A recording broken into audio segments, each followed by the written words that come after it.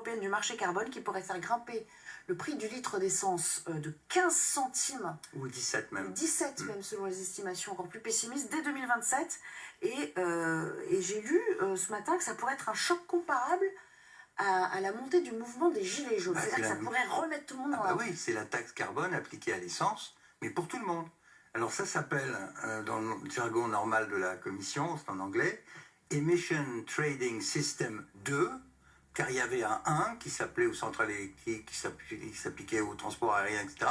Maintenant, à partir de 2017, on va l'appliquer au chauffage et aux automobiles. Donc les distributeurs d'essence vont devoir payer un crédit carbone qui vont répercuter sur le prix de l'essence.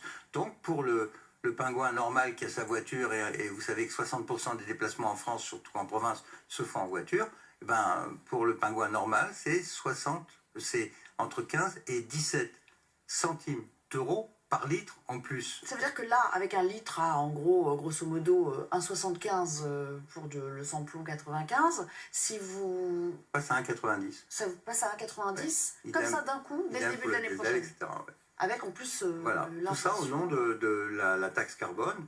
Donc, le distributeur d'essence s'achète des crédits de carbone et les rembourse. Et pour ça, il se paye sur l'automobiliste. Et ça arrive normalement début 2017 dans le droit français. Est-ce que pour vous, c'est de nature à recréer un mouvement social spontané? Il y a un risque, en plus avec toute la séquence politique qu'on est en train de vivre, et ça sera pratiquement concomitant. Si ça avec les présidentielles, on sera en pleine présidentielle. Ça va être un détonateur. C'est une dinguerie de plus.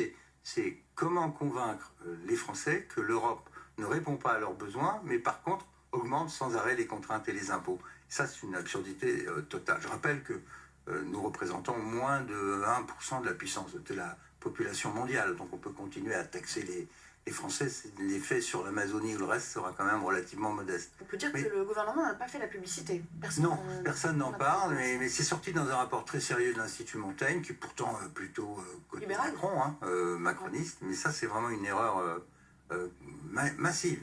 Mais c'était, vous savez, dans cette logique où toute l'Europe doit passer à l'électrique.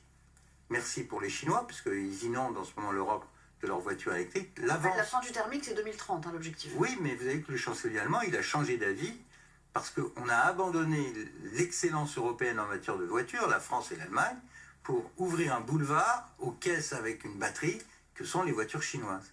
Et il faut être fou pour ça, donc il y avait des centaines de milliers d'emplois détruits en France et en Allemagne.